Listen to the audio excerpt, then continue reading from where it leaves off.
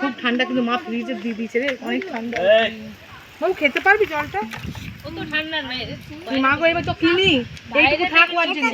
ইয়ে মা সাদা প্যান্টে নোংরা করবে, উঠ উঠ উঠ। আরে স্যার কি বলেছিল? ওটা আমার ফোন। হ্যাঁ আমার বাচ্চা অনেক ঠান্ডা এটা। চলো নামো, চলো মামাইকে ধরো, মামাইকে ধরো।